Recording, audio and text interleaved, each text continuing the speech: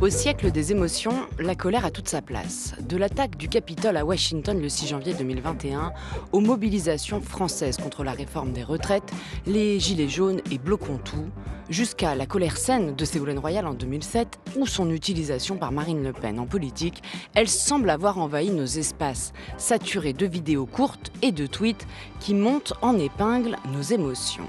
Mais est-ce vraiment nouveau ? Les passions sont-elles bonnes ou mauvaises conseillères en politique ? Les raisons de la colère sont-elles identifiées et justifiées ? Et jusqu'où, si elle doit s'arrêter, la colère peut aller ? Bref, la colère est-elle une menace pour la démocratie ? C'est le thème de ce débat. Bonsoir à tous les trois. Serge Tisseron, vous êtes psychiatre, docteur en psychologie. Vous avez publié le 1er octobre dernier « La colère et le chagrin d'une émotion intime à sa mobilisation sociale » chez Albin Michel. Merci d'être là. Eva Illouz, bonsoir. Bonsoir. Merci d'être avec nous, sociologue, directrice d'études à l'École des hautes études en sciences sociales. Vous avez publié en mai dernier « Explosive modernité » chez Gallimard. Et je cite également cet entretien avec Elena Scappaticci, « La civilisation des émotions au seuil ». Et j'accueille Éric Lablanche, bonsoir. Bonsoir. Merci d'être là. Essayiste, journaliste, conférencier, vous avez publié en septembre dernier « Osons la colère », éloge d'une émotion interdite par tant de crises écologiques. C'était chez Actes Sud.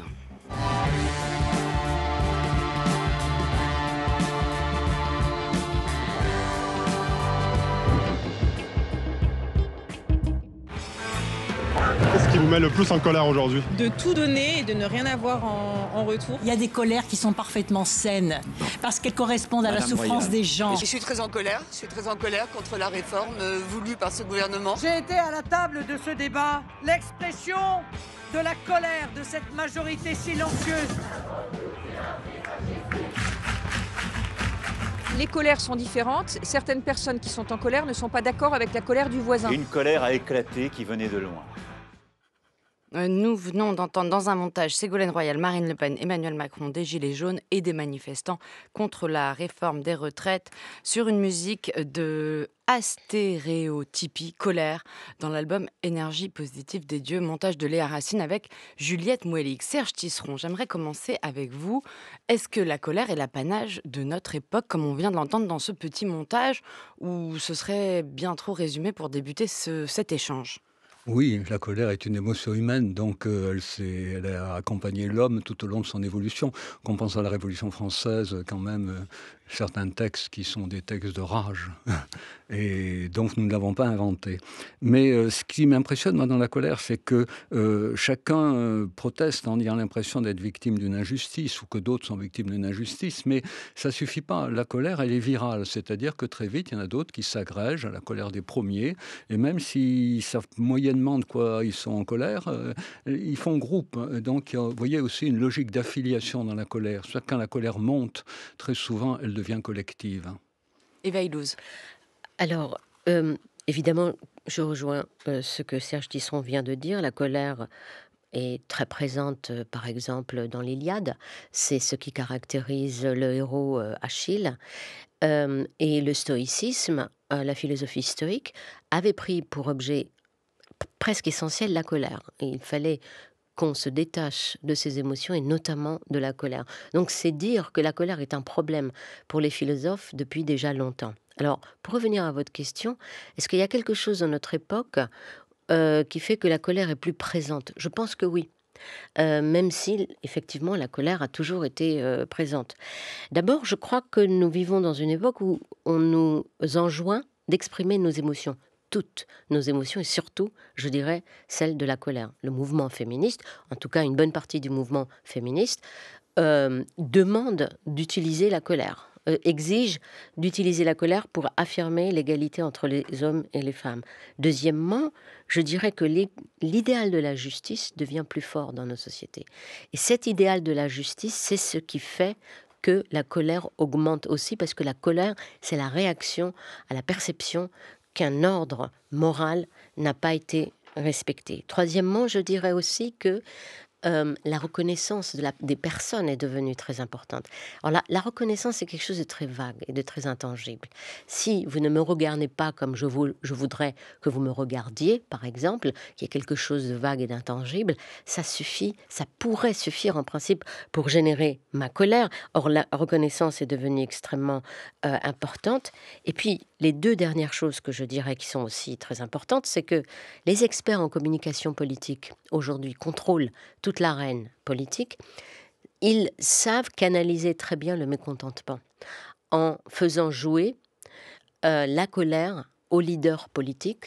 Et la dernière dimension, c'est que les réseaux sociaux créent une sorte d'horizontalité de la colère qui permet aux citoyens de communiquer entre eux leur colère. Vous dites même, Eva Illouz, que ces réseaux sociaux nous éloignent de l'héritage stoïcien. Oh oui, oui. Votre avis là-dessus, Éric Lablanche? Moi, je rejoins Serge et je rejoins Eva. Alors, est-ce qu'il y a plus de colère aujourd'hui? J'ai envie de dire oui, dans la mesure, d'abord, où cette colère ne semble pas trouver d'issue. Et elle ne semble pas trouver sa propre résolution, car il faut se rappeler que la colère est une émotion qui vise d'une certaine façon, à se résoudre elle-même, c'est-à-dire à supprimer les causes qui l'ont entraînée. Et aujourd'hui, il semblerait qu'un certain nombre de colères qui, peut-être auparavant, étaient canalisées, étaient parfois tues, et parfois détournées, aujourd'hui ne semblent pas trouver d'issue. Je ne voulais pas dire d'exutoire, parce que trouver un exutoire à la colère, c'est la condamner à ne pas se résoudre non plus. Le but de la colère, c'est vraiment de détruire les causes qui l'ont entraînée. Et effectivement, je rejoins aussi Eva sur le fait que les réseaux sociaux et les politiques sont des activateurs de colère pour des raisons électorales, pour des raisons politiques, ou, dans le cas des réseaux sociaux, pour des raisons commerciales. Est-ce qu'il est difficile, Serge Tisseron, mais la question vaut bien sûr pour tout le monde, d'identifier les causes des colères? Oui, les gens qui sont en colère, en général, finissent toujours par savoir pourquoi. Après, est-ce que la cause qu'ils mettent en avant est la cause véritable? Vous savez, on sait bien les employés qui sont malmenés à leur travail, voire harcelés, qui ont de la colère contre leur patron, contre un collègue qui leur rend la vie impossible. Ils ne peuvent rien en dire, ils rentrent chez eux, ils accusent leur femme, leurs enfants ou leur mari, si c'est la femme qui harcèle au travail, de lui empoisonner la vie, de ne pas le comprendre, de ne pas le reconnaître, etc. Donc la colère se trouve toujours une cause, ça c'est certain. Après, la cause qui est mise en avant n'est pas forcément la cause réelle. Alors en plus, il faut comprendre qu'il y a des colères qui sont une défense de sa propre dignité. On lutte contre des injustices dont sont sans victimes, mais aussi on peut lutter contre des injustices on sent d'autres victimes. Ça, c'est un type de colère. Mais il y a un autre type de colère dans lequel on se sent victime d'injustice et on agresse une catégorie d'individus qui nous semble prendre une place qui devrait être la nôtre, ou en tout cas bénéficier de droits qui devraient être les nôtres. Donc il y a ce que j'appelle des colères inclusives, qui font cause commune avec les injustices dont tout le monde peut souffrir, et il y a des colères excluantes qui font évidemment les choux gras des partis populistes, et les partis populistes font tout pour transformer ces colères inclusives en colères excluantes, parce qu'ils ne peuvent pas satisfaire les demandes populaires, alors ils essayent de répondre comme ça. Eva Illouz? Oui, alors je vais rejoindre ce que Serge Tisseron a dit. Si on prend un exemple des émeutes qui ont eu lieu en 2013 aux États-Unis et qui ont donné naissance au mouvement qui s'appelle Black Lives Matter. On sait pourquoi elles ont eu lieu. Elles ont eu lieu parce que George Zimmerman, un policier, avait été relaxé pour son meurtre de Martin. C'était un bien jeune. Avant. C'était bien avant. C'était un petit jeune. Alors, dans ce cas-là, je dirais que la question de la cause, elle est double. Il y a la cause immédiate. Il y a la cause immédiate, qui était la relaxation de Zimmerman, mais il y a aussi la profondeur historique qui précède. C'est-à-dire, il y a l'histoire répétée des morts de Noirs aux mains des policiers. Donc il y a 2 niveaux de causalité. Donc ça, c'est la première chose que je voulais dire. La deuxième chose que je voulais dire, et encore une fois, je rejoins entièrement ce que Serge Tisseron vient de dire, il y a le phénomène du bouc émissaire. Dans le phénomène du bouc émissaire, c'est l'inverse qui se passe. On projette sur quelqu'un d'autre, sur un autre groupe en général, notre propre colère qui est provoquée par autre chose. Comme par exemple, les classes ouvrières américaines projettent sur les latinos, les immigrants, etc., leur colère. Ils ne font que projeter sur un autre groupe leur frustration sans véritablement articuler la source de leur frustration. Éric Lablanche, vous, pourtant, vous faites cet éloge de la colère dans ce dernier livre, Osons la colère, éloge d'une émotion interdite. Alors que, d'après le début de notre conversation, on a l'impression qu'elle est plus que permise, la colère, dans cette société. Moi, ce qui m'a beaucoup intéressé, c'est le fait que la colère soit considérée très souvent, on va dire par le discours dominant, que la colère soit considérée comme une émotion négative, comme une émotion basse. Or, il me semble qu'une émotion n'est ni négative ni positive, c'est un système d'alarme qui nous avertit que quelque chose se passe. Considérer qu'un système d'alarme est négatif, c'est d'une certaine façon considérer que le système d'alarme fonctionne, puisqu'un système d'alarme n'a pas vocation à nous endormir, mais au contraire à nous réveiller, parfois au milieu de la nuit, et à nous dire que quelque chose de grave est en train d'arriver. Et on a tendance, me semble-t-il, en tout cas, le discours dominant qui, très souvent, associe la colère à la violence, présente cette émotion comme si elle était intrinsèquement une émotion négative, alors qu'elle est juste le signal de quelque chose. Et à force de traiter la colère comme une cause, et non pas comme la conséquence d'autre chose, je trouve que très souvent, on passe un peu à côté du débat. Après, moi, dans mon livre et mon travail, j'ai travaillé essentiellement sur la question de la colère liée à la catastrophe écologique. Et là, on se trouve, me semble-t-il, dans une colère qui a des causes claires, certaines et scientifiques. C'est-à-dire que nous avons une clique d'industriels et de dominants qui sont en train de mettre la planète à feu et à sang. Et à partir de là, les gens qui ressentent de la colère, et j'aimerais qu'ils soient plus nombreux, ont de véritables raisons de le faire. Donc pour moi, la question des causes, dans le cadre, dans le travail que j'ai mené, ne fait aucun doute. Oui, non, je voulais juste dire qu'il me semble qu'il faudrait faire une distinction entre ce qu'on pourrait appeler le caractère apte ou justifié d'une colère et son utilité, son efficacité. C'est pas la même chose. Par exemple, je peux tout à fait imaginer qu'une femme qui appartient à des minorités ait toutes les raisons du monde d'être en colère. Mais si vous voulez, la culture ambiante et dominante est telle que si elle se met en colère, elle va reproduire le stéréotype de son genre et de son groupe ethnique, par exemple. Est-ce que c'est, alors là je parle si vous voulez d'un point de vue normatif, est-ce que c'est la bonne chose ? Est-ce que c'est utile à ce moment-là d'exprimer sa colère ? C'est une question, on doit au moins poser la question. C'est pour ça que je pense qu'il faut faire une distinction entre le caractère apte et justifié d'une colère et son caractère utile. Alors, je rajouterais, et là, bon, on ne sera peut-être pas d'accord, qu'il me semble aussi qu'on peut avoir ce que j'appellerais une colère qui tourne à vide. Une colère qui non seulement tourne à vide, mais qui recèle une sorte de jouissance.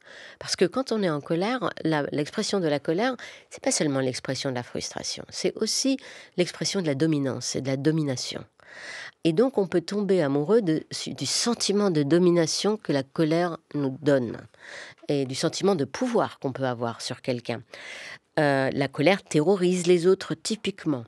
Donc, je serais un tout petit peu plus hésitante, disons, dans mon diagnostic sur l'utilité de la colère.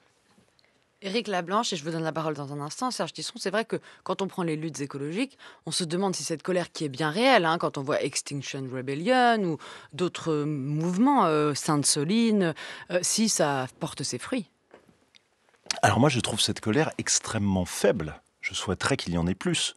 Alors il ne s'agit pas dans la colère que je défends d'une colère immodérée et qui fait n'importe quoi et qui casse tout.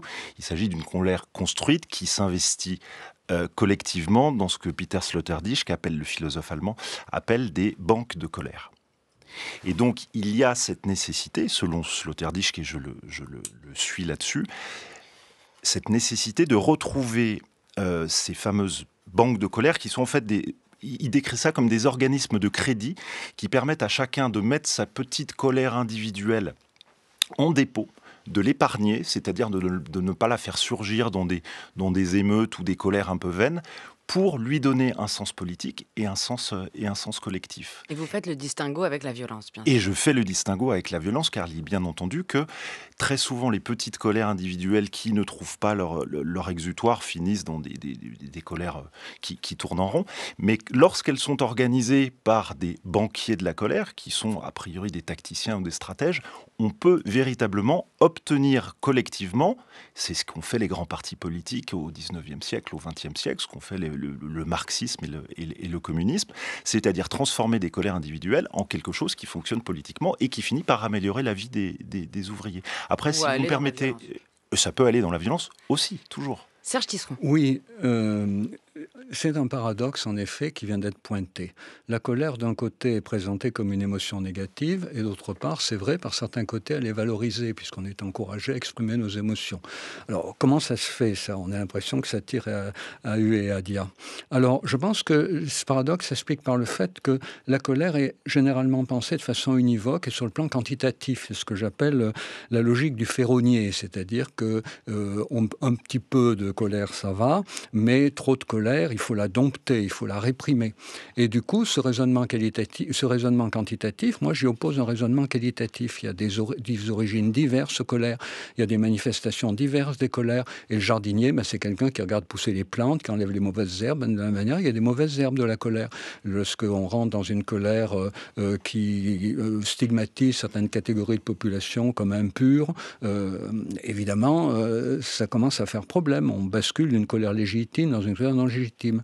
Et puis sinon, par rapport à Peter Sloterdijk, la banque de colère, je pense que ça a très bien marché au 19e, peut-être au début du 20e. Avec les réseaux sociaux, ça ne peut plus marcher. Parce que les gens ont la possibilité de chez eux, tranquillement, sans attendre de devoir déposer un bulletin de vote ou sans attendre le grand soir. Ils ont la possibilité tous les jours d'inonder les réseaux sociaux de leur colère. Et du coup, si quelqu'un propose une banque, si un parti propose une banque de la colère, retenez-la, thésaurisez-la, confiez-la nous, nous vous indiquerons comment l'utiliser.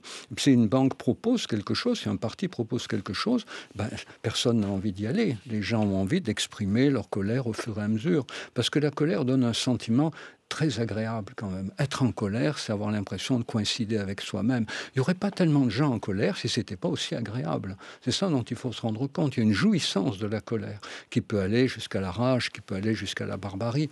Et si on ne prend pas ça en compte, on ne comprend pas pourquoi les réseaux sociaux, c'est alimenté par le modèle économique, bien sûr, mais il n'y a pas que le modèle économique. Il y a aussi le fait que ça permet à beaucoup de gens de montrer leur colère au fur et à mesure qu'elle monte, et elle monte, elle se dissipe, elle provoque des messages de haine qui sont viraux, elle retombe, et les banques de colère ne fonctionnent plus. Et vous prenez d'ailleurs dans ce livre, Serge Tisseron, la colère et le chagrin. J'aimerais d'ailleurs qu'après vous nous disiez un mot du chagrin, puisque ça va de pair. Vous tissez la métaphore avec, bien sûr, l'enfant. L'enfant qui, par l'exigence impérieuse d'être obéi, continue avec l'impuissance et le désespoir d'être rejeté et s'apaise avec l'acceptation de la réalité et l'entrée dans le chagrin. Oui, on pense au développement de l'enfant comme des assiettes en faïence qui seraient empilées les unes sur les autres. Pas du tout. C'est plus des couches de guimauve ou plus des feuilles de papier. Si on froisse tout à la suite de d'une frustration, d'un traumatisme, il y a des couches inférieures qui peuvent remonter et prendre toute la place. C'est ce qui explique que des gens qui vivent tranquillement avec leurs voisins, en quelques semaines, ils peuvent tout d'un coup les étriper, parce qu'il y a une couche de leur psychisme qui est tout d'un coup remontée et qui a envahi leur personnalité, et ils changent complètement de comportement en quelques jours. Alors que tout est lié. Eva Illouz, d'un mot, et puis on va aller écouter un discours politique juste après. Oui, non, moi je voulais revenir au sujet de la colère en politique. La colère en politique est très très utile. Donc, je ne veux pas la juger. Et je constate seulement qu'elle est très utile parce qu'elle permet d'organiser très bien les groupes. Elle permet aussi la diffusion très rapide des idées par un processus de contagion. La colère est très contagieuse, c'est un des sentiments les plus contagieux. Ensuite, elle donne une clarté morale, et en donnant une clarté morale, elle donne aussi la volonté d'agir. C'est une des grandes caractéristiques de la colère, c'est un des sentiments qui donne le plus la volonté d'agir. Et la colère définit aussi très bien eux et nous. Elle définit très bien ce qui est dans le groupe et ce qui est en dehors du groupe. Et c'est pour cette raison aussi qu'elle permet de mobiliser les gens très bien et de recruter, donc de rajouter des gens à son mouvement. Elle est très utile, mais politiquement, philosophiquement et normativement, est-ce qu'elle est désirable dans une démocratie? Je ne crois pas. On va marcher jusqu'au Capitole parce que vous ne reprendrez jamais votre pays par la faiblesse. Il faut montrer de la force.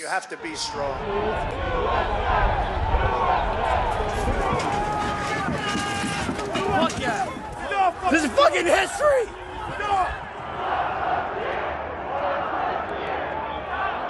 On vient d'entendre Donald Trump lors de l'attaque du Capitole, c'était le 6 janvier 2021, et ça va exactement dans ce que vous venez de nous dire, Eva Illouz, et j'aimerais beaucoup avoir l'avis de Serge Tisseron et d'Éric Lablanche sur ce sujet. Est-ce que parfois la colère, elle est dangereuse en politique? La réponse est oui. Comment répondre non? Ça vous fait rire, Serge Tisseron? Oui, ça me fait rire parce qu'après Donald Trump, à partir du moment où certains partis politiques sont dangereux, il est bien évident que la colère qu'ils exploitent devient dangereuse. Si vous voulez, c'est ça l'objet de mon livre, c'est cette métamorphose que certains partis, que j'appelle populistes, mais démagogues, vous dites. Démagogues, voilà, populistes, démagogues, la façon dont certains partis disent aux personnes qui ont des revendications légitimes liées au sentiment d'injustice, de non-reconnaissance, de jugement d'indignité à leur égard. Les partis populistes disent oui, vous avez raison, mais et comme ils ne peuvent pas satisfaire les demandes des gens, ils les détournent, c'est-à-dire ils disent oui, mais finalement, telle catégorie de la population, s'ils n'étaient pas là, votre situation s'améliorerait. Et c'est cette transformation d'une colère positive pour moi. D'ailleurs, au tout début de l'émission, quelqu'un l'a dit, il y a des colères saines. Et c'est vrai. C'était Ségolène Royal lors du débat de l'entre-deux tours face à Nicolas Sarkozy. Cette transformation de la colère saine, cette métamorphose que les partis populistes appliquent à la colère pour les transformer en colère de toute puissance, en colère excluante, en colère qui est censée se battre contre l'impureté. Parce qu'il faut voir aussi les mots qu'on emploie aujourd'hui. Moi, le jour où j'ai entendu un journaliste de CNews parler de cancrelat pour les membres de l'ARCOM, j'ai cru que j'étais retombé en 1939. C'est quand même des choses qu'on croyait avoir disparu du paysage. Donc oui, la colère aujourd'hui, elle est très présente, mais elle est extrêmement exploitée, elle est montée en épingle et avec des conséquences qui peuvent être absolument dramatiques si on n'invite pas les gens à renouer avec ce qu'il y a de sain dans la colère. Oui, je suis victime d'injustice, mais d'autres sont victimes d'injustice, et c'est ensemble qu'on peut y mettre fin. Eva Illouz ? Alors, moi, je ne crois pas à cette idée de la colère saine. Je crois, par contre, qu'on peut sublimer ou détourner la colère. Je vais juste prendre, pour exemple, Martin Luther King, qui est pour moi un des plus grands leaders, si ce n'est le plus grand leader de l'histoire, et qui avait proposé cette expression que je trouve magnifique pour parler de la colère. Il avait parlé d'amour agressif. Pour lui, la colère, il fallait l'utiliser, mais il fallait aussi la détourner. Il fallait détourner cette colère en ce qu'il appelait un amour agressif. Et En ce sens-là, pour moi, il joue la fonction d'un vrai leader politique. C'est-à-dire, un vrai leader politique, c'est quelqu'un qui aide les citoyens à surmonter leurs passions les plus viles et les plus basses. Évidemment, nous sommes extrêmement loin de Trump, qui, lui, non seulement joue de la colère, mais il faut voir le contenu de la colère. Ce n'est plus du tout un amour agressif. Il s'agit d'un sentiment qui est mêlé au dégoût, qu'il forge à force de comparer les immigrants, par exemple, avec des groupes sociaux destitués. Ensuite, et la peur, le dégoût, la colère. Donc on voit bien dans le populisme de Trump que ce n'est pas que la colère qui joue un rôle, c'est l'association de la colère avec d'autres sentiments qui sont eux aussi très forts. Éric Lablanche. Je trouve que l'on retombe, pardon Eva Illouz, dans cette idée que les émotions seraient par nature négatives. La peur, la colère, le dégoût sont des émotions qui nous protègent. Et ces émotions-là, comme toutes les émotions, sont à la base de la vie humaine, de la psyché humaine, de notre système cognitif et de notre façon d'intellectualiser le monde. À partir de là, on ne peut pas parler de la colère en ne parlant que systématiquement des moments où elle déborde ou les moments où elle est utilisée par des imbéciles. Il faut essayer de voir à quel point ces émotions, dans une certaine mesure, sont d'abord, notamment pour la colère, une source formidable d'énergie.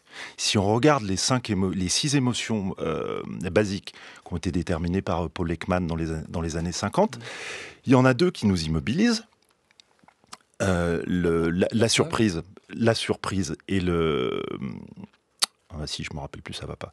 La surprise et la tristesse, il y en a 2 qui nous font reculer, le dégoût et la peur, et il y en a 2 qui nous font avancer, la joie et la colère. À partir de là, nos opposants, les gens qui sont, comme dire, Trump, parce que c'est à lui que je pensais, quelqu'un comme Trump et ses sbires sont des gens qui ont compris que la colère est une énergie formidable et qui vont utiliser pour mener leur triste dessein. Pourquoi les gens qui sont du côté, par exemple, ceux qui ont pour but de laisser la planète dans l'état dans lequel ils l'ont trouvée, c'est-à-dire les écologistes, pourquoi eux n'utiliseraient pas toute cette ressource d'énergie qui est une colère classique, organisée. Alors, l'histoire, ce que vous avez dit, Serge Tisseron, sur les réseaux sociaux, je suis tout à fait d'accord avec vous, ça pose un sacré problème. Pourquoi ne pas utiliser cette force pour avancer et pour dire, maintenant, ça suffit ? Parce que vous faites comme si les émotions au niveau individuel, c'était la même chose au niveau collectif et dans une arène publique. Ce n'est pas la même chose. Vous ne pouvez pas faire copy-paste de l'un à l'autre. Ce qui peut effectivement être utile quand vous avez une relation avec votre voisin, c'est-à-dire lui montrer la colère parce que votre voisin ne vous respecte pas, par exemple, peut être en fait complètement inefficace quand il s'agit de gérer une collectivité ensemble et quand il s'agit de promouvoir, disons pour aller vite, le bien commun. Alors la démocratie, à mon avis, elle, d'un côté, ne peut pas se passer des émotions, contrairement à ce qu'on pense, d'un côté, mais de l'autre côté, il faut aussi reconnaître qu'il y a une sorte de tension, parce que la démocratie a besoin de la délibération. Elle a besoin, c'est aussi un projet épistémologique, elle a besoin de savoir qu'est-ce que c'est la vérité et comment on connaît la vérité. Elle a besoin de penser à la question de l'intérêt. Qu'est-ce que c'est l'intérêt du plus grand nombre? Qu'est-ce que c'est le bien-être du plus grand nombre? Tout ça, c'est opposé aux émotions. Les émotions sont des formes de pensée très rapides. Ce sont des formes de pensée qui n'hésitent pas. Ce sont des formes de pensée qui typiquement sont indifférentes à la vérité. Et puis, ce qu'il y a de plus troublant dans les émotions, notamment celle de la colère, c'est que ce sont des émotions qui sont indifférentes au bien-être de la personne. Si je veux me venger de quelqu'un, typiquement, je suis prête à me venger, je suis prête à me faire du mal pour me venger de la personne dont je veux me venger. Donc, tout ça fait qu'il y a une tension qu'on ne peut pas, dont on ne peut pas ne pas rendre compte. Voilà. Mais Éric, ça, c'est vous qui Éric dites... Lablanche, d'un mot, et puis Serge Tisseron. Oui, ça c'est vous qui le dites. Et puis encore une fois, d'une certaine façon, alors vous dites que les émotions individuelles ne peuvent pas être décalquées sur un plan collectif. Je comprends, le décalquer, c'est quelque chose de compliqué. Mais pour autant, on ne peut pas faire sans. Si on ne peut pas faire sans, autant faire avec, sur le plan individuel comme sur le plan collectif. Donc pourquoi ne pas chercher, ne pas essayer de les réutiliser? J'ai l'impression parfois, Eva Illouz, que vous faisiez comme si... elles nous embêtent, donc on va faire comme si elles n'étaient pas là. Mais elles sont là. Et peut-être vaut-il mieux les prendre en compte et les utiliser intelligemment plutôt que de faire comme si... C'est ce que je dis, Martin Luther King, qui utilise la colère, mais qui la détourne en ce que lui appelle, l'amour agressif. C'est précisément ce que je voulais dire. Mais c'est ce qu'on retrouve dans toutes les religions, c'est peut-être aussi ce qu'on appelle la juste colère dans le christianisme. On la retrouve également dans la spiritualité hindoue, on la retrouve de partout. Cette juste colère, moi, c'est celle que je porte aussi. C'est la même. Il est bien évident que je ne suis pas en faveur d'une colère qui va tout casser. Vous avez sans doute vu les uns et les autres cette tribune dans Le Monde de François Dubet. Le mépris est le carburant émotionnel des populismes. Vous alliez peut-être y venir, Serge Tisseron. Et ça m'intéresserait ensuite d'avoir votre avis, Éric Lablanche, sur ce sujet, puisqu'il dit également qu'aujourd'hui, c'est l'individualisation des colères par rapport aux grandes époques dont vous parliez, c'est-à-dire les ouvriers des années 50 qui disaient « nous », alors que les gilets jaunes disent « je ». Serge Tisseron. Oui, je crois qu'il ne faut pas confondre la colère des foules et la colère des groupes.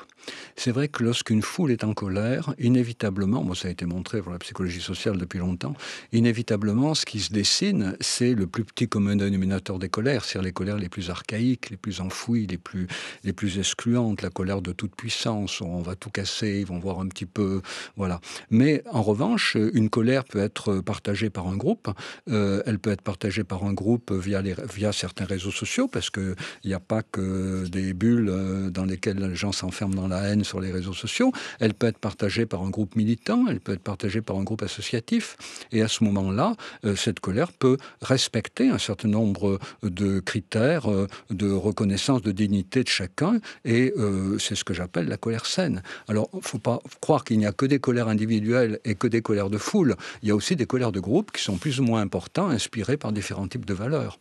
Éric Lablanche. Je suis parfaitement d'accord. Eva Illouz. Quelle est la question?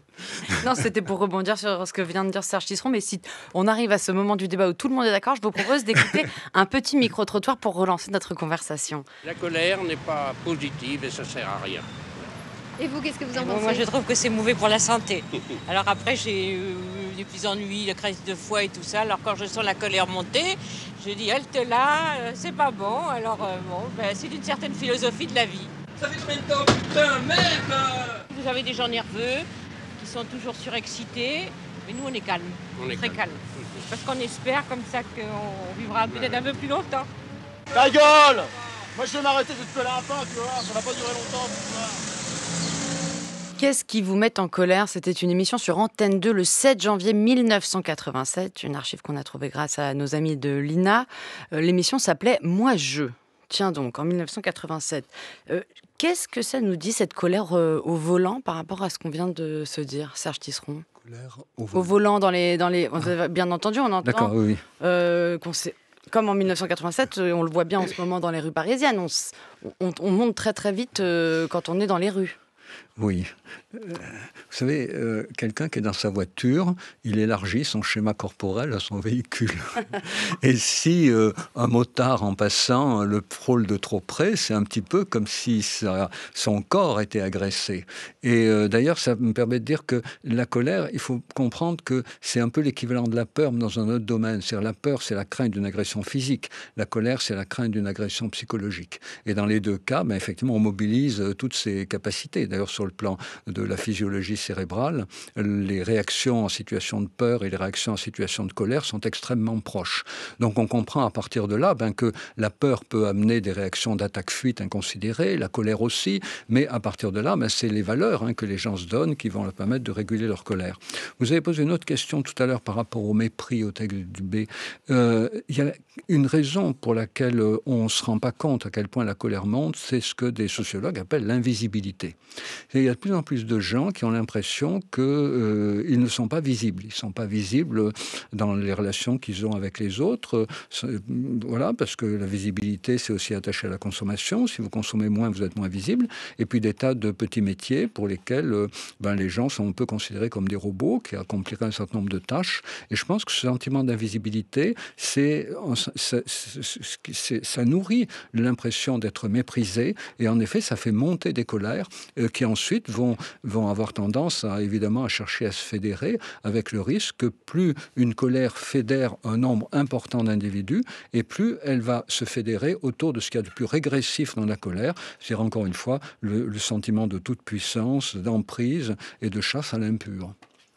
Eva Illouz, et je rappelle que dans votre dernier livre, La civilisation des émotions, une série d'entretiens, la préface d'Yvan Jablonka rappelle que vous ajoutez aux 3 capitaux de Bourdieu le capital émotionnel. Hein.